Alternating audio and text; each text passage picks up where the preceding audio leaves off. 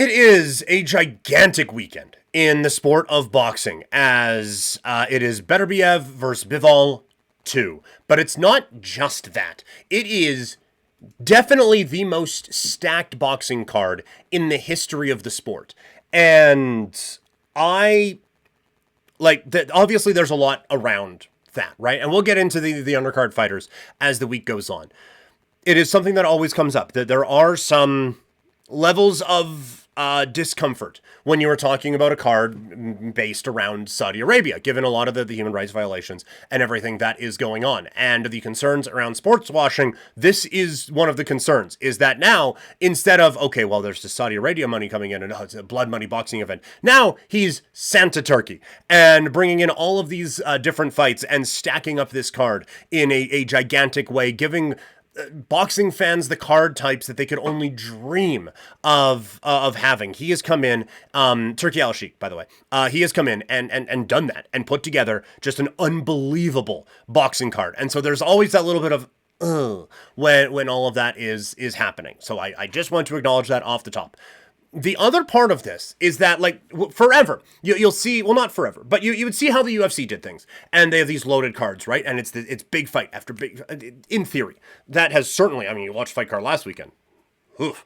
But in theory, there's at least a few fights on each card for a UFC card each weekend that has at least a little bit of consequence. That is not the case in boxing. But now they're trying it. Here's the one concern that I think you have from a boxing standpoint. For a UFC card to have a number of relevant fights is a little bit easier because those fights are 15 minutes, right? Like it is 3 5-minute rounds and then it's on to the next one. That is not the case in boxing. There are titles on the line. You know what that means? 12 rounds. You know what that means? 36 minutes. So I do think that this is going to be kind of drinking out of a fire hose for boxing fans this weekend. Whereas, all right, we finally got the stacked fight card we want. It's like, yes, you do.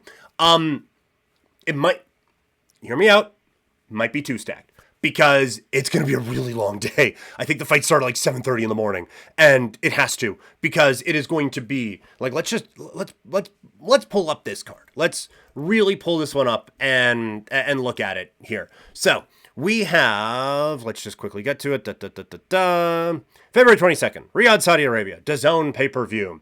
Zhilei Zhang taking on Ajit Kabayel for 12 rounds for the vacant WBC interim heavyweight title.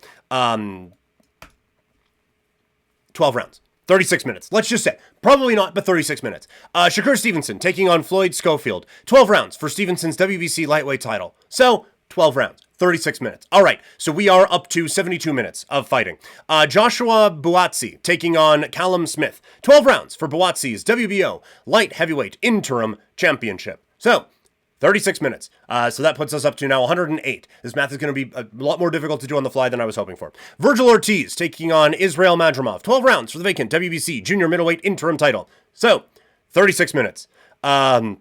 You see where I'm coming from here. Carlos Adames takes on Hamza Shiraz. 12 rounds for Adames's WBC lightweight title. Middleweight title. Daniel Dubois against Joseph Parker. 12 rounds for Dubois' IBF heavyweight championship. And then Artur Betterbiev against Dmitry Bivol. 12 rounds for Betterbiev's undisputed light heavyweight championship. I need my calculator for this at this point. You notice I stopped doing the math there along the way. Nope, that's the camera button. I don't know why I screw that up all the time, but I do. Going to leave all this in.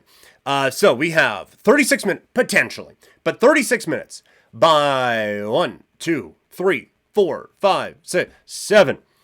So that's 252 minutes of boxing. And so just doing the, quick math on that one, that's 4.25 hours of just in-ring boxing. Just gonna no, they're not sprinting to the ring.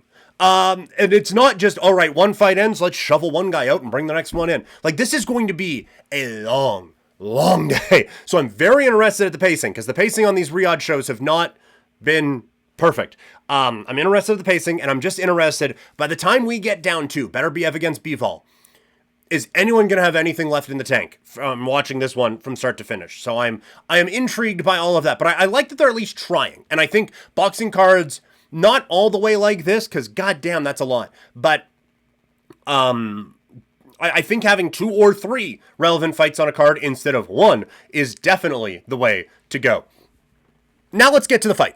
Betterbiev with a chance to cement his legacy this weekend. It is the biggest rivalry of his career. It is certainly, these 2 fights have been the biggest spotlight he has ever had in this sport. A big win here cements, again, the legacy of him being the light heavyweight of this era.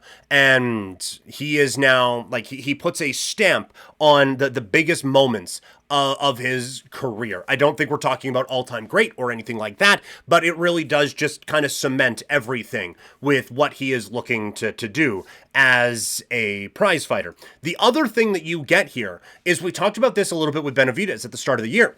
You now get a chance to get into some huge fights. Benavidez probably gets the winner of this fight, with one potential exception. We'll talk about that in a second. But a fight with Benavidez in September would be a huge seller. And then, if Canelo still wants the smoke in this division, you're the guy at the top of it. So again, a couple of huge paydays could be coming Betterbiev's way, and a chance to really cement that legacy in the late stages of his prime here. For Bivol, he needs to even this rivalry up. Like, this is, again, all the things we said about Betterbiev are true about Bivol. This is the biggest spotlight he has had in his boxing career.